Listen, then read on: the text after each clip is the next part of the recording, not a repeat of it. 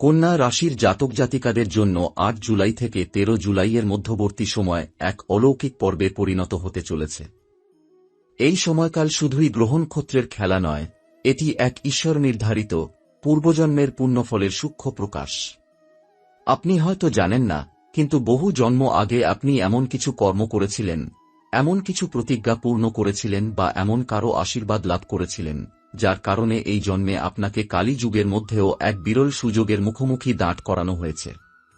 আপনার ভাগ্যে এমন কিছু ঘটতে চলেছে যা একাধারে চমকপ্রদ এবং অলৌকিক। ঈশ্বরের পরিকল্পনা এই প্রথমবারের মতো এত স্পষ্ট ও দৃশ্যমান হতে চলেছে আপনার জীবনে। হয়তো হঠাৎ এমন কোনো ঘটনা ঘটবে যা আপনাকে বিস্ময়ে অভিভূত করে তুলবে। একটি ফোন কল, একটি দরজা খোলা, এক অচেনা মানুষের সহানুভূতি, এক পুরনো বন্ধুর ফিরে আসা, যে কোনো কিছুর মাধ্যমে ঈশ্বর আপনার দিকে ইশারা করবেন। এই সময় মিথুন রাশিতে দেবগুরু বৃহস্পতির উত্থান হবে। বৃহস্পতি হলেন জ্ঞানের, সৌভাগ্যের এবং ন্যায়ের প্রতীক। তাঁর গমন মিথুনে মানে কন্যা রাশির ষষ্ঠ ঘরে শক্তিশালী প্রভাব বিস্তার। ষষ্ঠ ঘর সাধারণত চ্যালেঞ্জ, শত্রু, ঋণ ও অসুস্থতার নির্দেশক হলেও বৃহস্পতির অবস্থান সেখানে প্রতিটি বাধাকে এক এক করে সরিয়ে দেবে। আপনি যেসব সংগ্রামের ভেতর দিয়ে গেছেন, কর্মক্ষেত্রে অবহেলা, অর্থনৈতিক টানাপোড়েন, ব্যক্তিগত সম্পর্কের দূরত্ব, এই সময় তা পরিবর্তন হতে শুরু করবে। এই পরিবর্তন হবে এতটাই সূক্ষ্ম এবং গভীর, আপনি বুঝতেও পারবেন না কবে সব বদলে গেল। আপনার জীবনে এমন কিছু মানুষ প্রবেশ করবে যারা হয়তো আপনার ভাগ্যপথের দিশারি হিসেবে কাজ করবে। কেউ আপনাকে কোনো গুরুত্বপূর্ণ সিদ্ধান্ত নিতে সাহায্য করবে, আবার কেউ এমন কোনো সুযোগ এনে দেবে যা আপনার জীবনকে পুরোপুরি বদলে দেবে। চন্দ্রের গমনও এই সময় কন্যা রাশির জন্য এক বিশেষ সুফল বয়ে আনছে। মানসিক ভারসাম্য ফিরে আসবে, পরিবারের সঙ্গে হারানো সখ্যতা পুনরুদ্ধার হবে এবং এমনকি কিছু পুরনো ভুলও মাফ হয়ে যেতে পারে।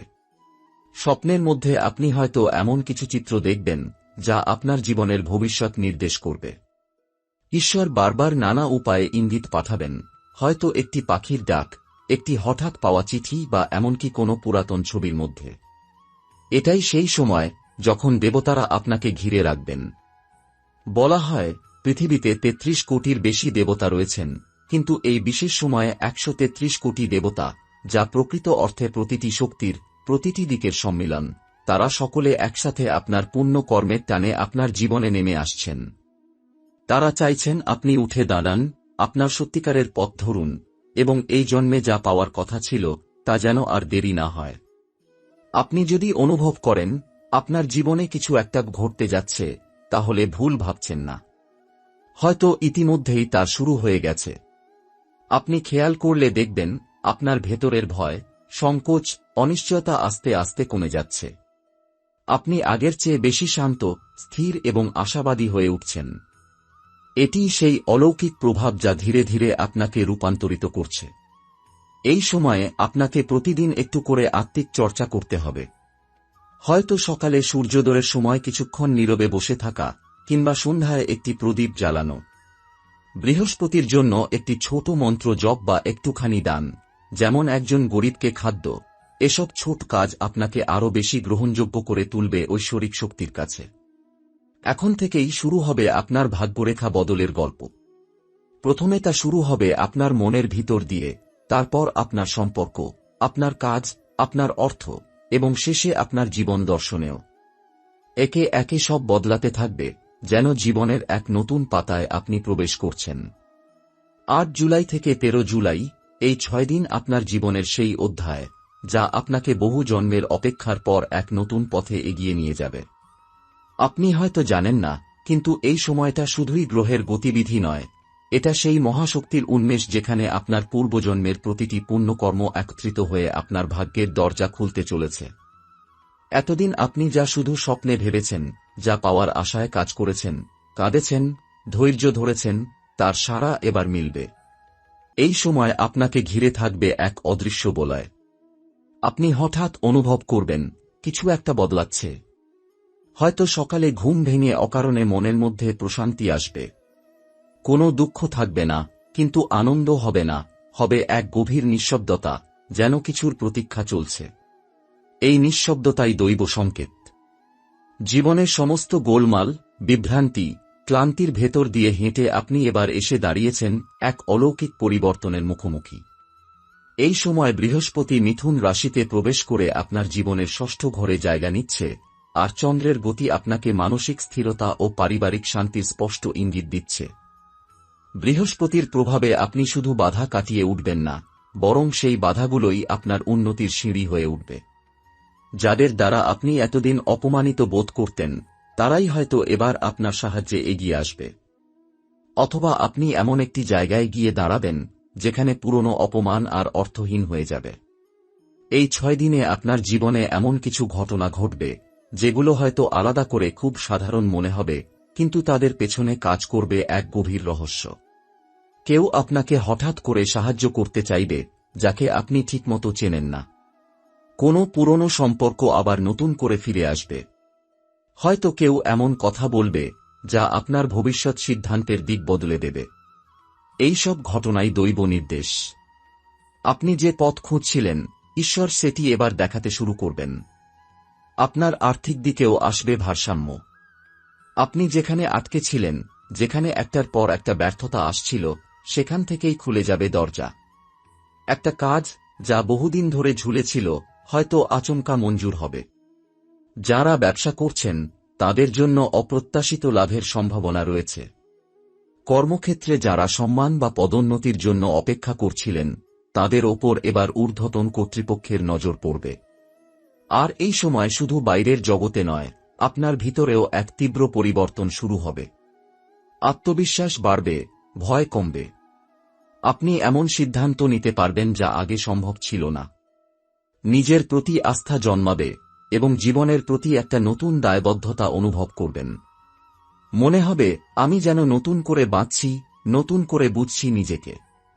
এই সময় আপনাকে ঘিরে থাকবে 133 কোটি দেবতার আশীর্বাদ।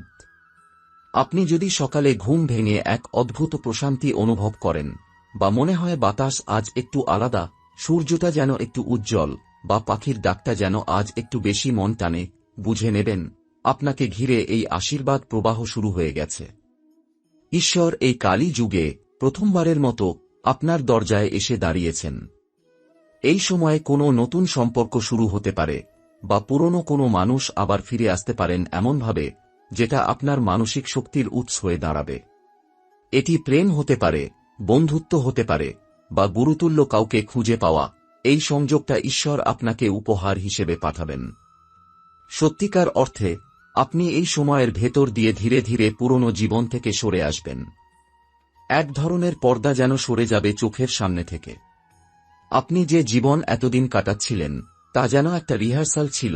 এবার শুরু হবে আসল জীবন, যেখানে আপনি নিজের উদ্দেশ্য বুঝবেন, নিজের শক্তি চিনবেন এবং নিজের ভাগ্য নিজের হাতে তুলে নেবেন। এই সময়ে আপনি যা কিছু ভালো কাজ করবেন তা বহুগুণে ফিরে আসবে। প্রতিটি দান, প্রতিটি প্রার্থনা, প্রতিটি সৎ সিদ্ধান্ত হবে বহুগুণে প্রভাবশালী। আপনি হয়তো কারো ছোট্ট উপকার করবেন, আর সেটা আপনার জীবনে এক বড় আশীর্বাদ ডেকে আনবে। বিশেষ করে গরিব বা বৃদ্ধদের সাহায্য করা, গুরুজনদের সম্মান করা এবং দেবতার নাম জপ করা, এই সময় এগুলোর ফল হবে অত্যন্ত শক্তিশালী। 8 থেকে 13 জুলাই পর্যন্ত আপনি যেন এক অলৌকিক পরীক্ষার মধ্য দিয়ে যাবেন, কিন্তু এই পরীক্ষা ব্যর্থতার নয়, বরং আপনার জন্য উত্তরণের। ঈশ্বর আপনাকে তুলে নিতে চাইছেন জীবনের নতুন স্তরে।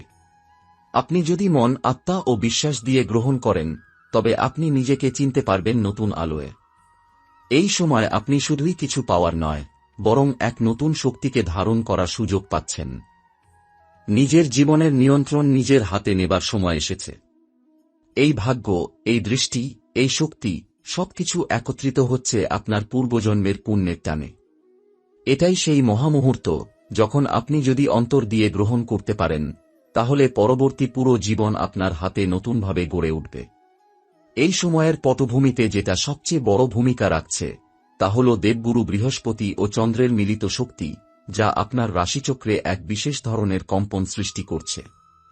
বৃহস্পতি এখন মিথুনে অবস্থান করছেন, যেটি কন্যা রাশির ষষ্ঠ ঘর। এই ষষ্ঠ ঘর সাধারণত রোগ, শত্রু, ঋণ, মামলা বা কর্মক্ষেত্রের টানাপোড়েনের স্থান। কিন্তু বৃহস্পতি যখন এখানে প্রবেশ করেন, তখন তিনি এইসব প্রতিকূল দিকগুলিকে শোধন করে আশীর্বাদে রূপান্তরিত করেন। তবে এই শোধনের প্রক্রিয়া সবসময় আরামদায়ক হয় না, এতে কিছু শিক্ষা লুকিয়ে থাকে যা সতর্ক না থাকলে আমাদের বিভ্রান্ত বা আহত করতেও পারে। এই সময় আপনি অনেক বড় সুযোগের মুখোমুখি হবেন, কিন্তু সেই সুযোগের আসল চেহারা হয়তো প্রথম দেখায় স্পষ্ট হবে না।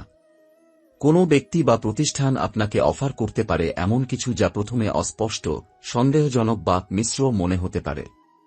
কিন্তু আপনি যদি ধৈর্য ধরে পর্যবেক্ষণ করেন, বিশ্লেষণ করেন, তবে বুঝবেন এই আধা অন্ধকারের মধ্যেই লুকিয়ে রয়েছে প্রকৃত আলো।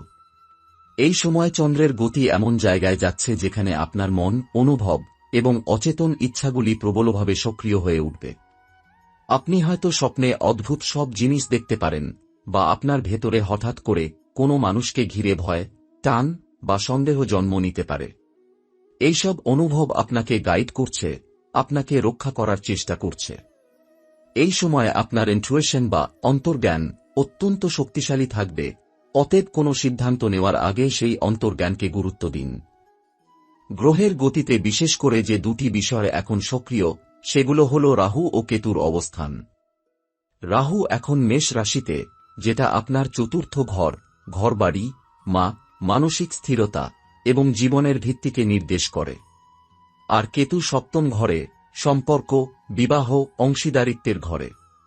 এর মানে আপনি এই সময় কিছু অভ্যন্তরীণ অস্থিরতা অনুভব করতে পারেন, বিশেষত ঘর সংক্রান্ত বা পারিবারিক বিষয়ে।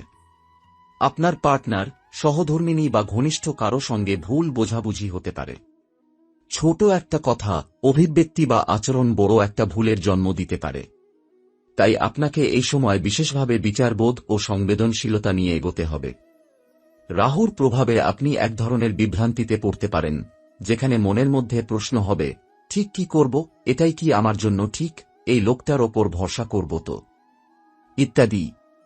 কিন্তু এই বিভ্রান্তি আপনার সঠিক বোধকে জন্ম দিচ্ছে। আপনার কাজ হবে এই বিভ্রান্তিকে দূর করে ধীরে ধীরে সত্যকে ধরতে শেখা। এছাড়া এই সময় সূর্য অবস্থান করছে কর্কট রাশিতে, যেটা আপনার সপ্তম ঘর। এর মানে আপনার জীবনে আসতে পারে এমন কেউ, যিনি আপনার সঙ্গে মনের গভীর স্তরে সংযুক্ত হবেন। এটি হতে পারে রোমান্টিক সম্পর্ক, গুরু শিষ্য সংযোগ, অথবা ব্যবসায়িক পার্টনারের রূপে। কিন্তু আবারও বলি, এই সংযোগ আসবে পরীক্ষা নিয়ে। আপনি যদি যথার্থ হন, হৃদয় খোলা রাখেন, অহংকার দূর করেন, তবে এই ব্যক্তি আপনার জীবনের অন্যতম আশীর্বাদ হয়ে উঠবেন। এই সময় কিছু সতর্কতা অবলম্বন অত্যন্ত গুরুত্বপূর্ণ। ১. আপনার কথাবার্তা অত্যন্ত হিসেব করে বলবেন, কারণ বৃহস্পতি ও চন্দ্রের সংমিশ্রণে আপনার মুখের কথা এখন বাস্তবতা তৈরির ক্ষমতা রাখে। ভুল কিছু বলে ফেললে তা সত্যি হয়ে যাওয়ার সম্ভাবনাও রয়েছে। ২. কেউ যদি হঠাৎ করে আপনার প্রতি খুব বেশি আন্তরিকতা দেখায় বা খুব বড় প্রস্তাব দেয়, তখন একটু সময় নিন। সব ভালোবাসা বা সুযোগ একদম খাঁটি নাও হতে পারে। রাহুকেতু এখনও আপনাকে পরীক্ষা করছে। ৩. স্বাস্থ্য সংক্রান্ত বিষয়ে অবহেলা করবেন না। বিশেষ করে হঠাৎ মাথা ব্যথা, রক্তচাপ ওঠানামা বা ঘুমজনিত সমস্যা দেখা দিলে তার প্রতি মনোযোগ দিন। এগুলো শরীরের মধ্য দিয়ে আসা আধ্যাত্মিক বার্তা হতে পারে। ৪. এই সময় কোনো পুরনো ভুল বা গোপন সত্য প্রকাশ পেতে পারে। কেউ আপনার কাছে ক্ষমা চাইতে আসতে পারে, অথবা আপনি নিজে কারো সামনে নিজের ভুল স্বীকার করতে চাইতে পারেন। এটাকে ভয় পাবেন না, এটাই ক্ষমার, মুক্তির সময়। এই ৬ দিন আপনাকে একটি পরীক্ষার মধ্যে দিয়ে পথ দেখাবে। কিন্তু এই পরীক্ষা কঠিন নয়, যদি আপনি নিজেকে খোলা রেখে, আত্মবিশ্বাস নিয়ে এবং ভগবানের ইশারার ওপর ভরসা করে চলেন। আপনি দেখবেন প্রত্যেকটি বিপদ এক একটি আশীর্বাদ হয়ে প্রকাশ পাচ্ছে। এই সময় যদি আপনি কোনো পবিত্র নদীতে বা গঙ্গাজলে স্নান করতে পারেন, মন্দিরে গিয়ে শুধু চোখ বন্ধ করে ১০ মিনিট থাকেন, কোনো গরিবকে নির্ভরতা দেন, তবে সেই কাজের প্রভাব অনেক গুণ ফিরে আসবে এবং ভবিষ্যতের পথ নিজে থেকেই খুলে যাবে।